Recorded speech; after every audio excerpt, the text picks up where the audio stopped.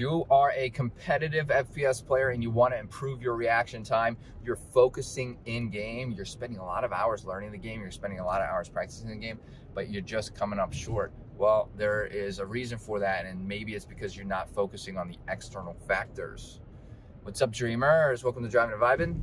Cutting out the intro, okay? I'm done saying that. This is the second video I said that. I'm done saying it. We're going to talk about how to improve your reaction time. Reaction time is very important for competitive play. When I played competitive Counter-Strike, I still play video games, okay? And when I play Counter-Strike, when I play even Halo on controller, I love playing mouse and keyboard. I love playing controller.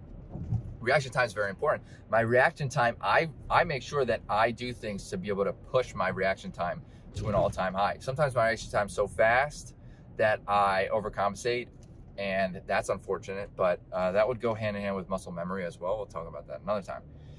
Reaction time is important. You got to practice your game, okay? Reaction time has a lot to do with practicing your game, putting the hours in, figuring out, how far you would have to swing your mouse, getting your settings correct. All of that in-game stuff is very important. But there's also factors out of game that will significantly affect this. No matter how well you set up your game, no matter how good your settings are, no matter how good your muscle memory is, your reaction time will start to diminish if you are not focused on external factors such as what you're putting into your body, what you're eating, what you're drinking, such as how you're sleeping, how you feel before you jump into these competitive matches or these practices to prepare for the matches. It is very, very, very important. Or even exercise. We're gonna say that because exercise is very important. I know it sounds cliche, but it's not. It's proven time and time again that all of these factors absolutely 100% help. And I'm gonna start bringing some scientific proof into all of these videos. But for now, we're just gonna go over the basics, okay? I think it's important to start from basics because maybe people don't understand. But sleep's very important. If you're lacking, I'm gonna tell you how all of this will roll into one, okay? So if you're staying up all night, you're not getting good sleep, and all you're doing is practicing the game. It's good that you're practicing the game, but if you're not sleeping, that's a cascade effect. So not only are you gonna get fatigued, your reaction time is gonna diminish, your cognitive function is gonna diminish because of the lack of sleep. No matter what anybody says, the human body is not designed to not sleep, okay? So no matter what age you are, no matter how good you think you feel, you might not even realize that you don't feel bad until you actually get good sleep, and then you're gonna be like, oh my Lord, I can't believe, and this happened to me. You're gonna be like, wow, I can't believe how could I have done that to myself? I didn't even realize how bad I actually felt. Anyways, so then you get so all that happens with lack of sleep. Not only that, but it's gonna drive hunger. So now you're fatigued, your body's craving energy. Your body needs this energy because you need to function, you need to play this game. So now your body's going to, it's going to force you to eat carbs. Carb, quick form of energy, right? Carbs are not inherently bad, okay?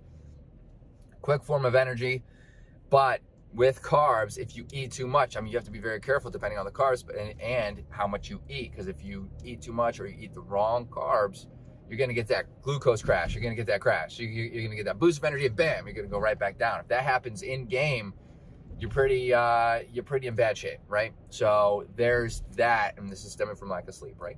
But also just a lack of energy. So could not just sleep. Take that with a grain of salt. There's a lot of factors that come into that too. And then exercise too. If you're at a lack of sleep, you might not want to exercise because you are fatigued. We just went over all of this stuff. You might not want to exercise. You might just want to kind of lounge around and stuff.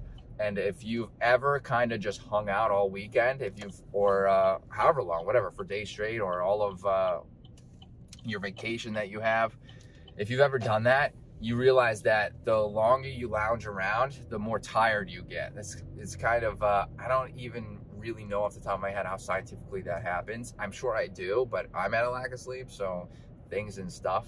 But there's going to be that factor too. So exercise, it helps push, gets your blood flowing, helps you to breathe. Your lungs will control a lot of the blood flow to your brain, which will help your cognition. And if you're getting exercise and getting that blood flow flowing, you're getting these endorphins running, it's going to give you a boost of energy. There are anecdotal and scientific, backings of the fact that exercise, even in the morning, kind of have an all-day effect to give you energy all day. So it's very important to remember these external factors to be able to help improve your reaction time. If you're thinking to yourself, man, my reaction time is plateauing, I can't get my reaction time up, I'm inconsistent, my reaction time's inconsistent, blah, blah, blah. Maybe it's not just the game, right? Maybe it's what you're doing outside of the game, okay?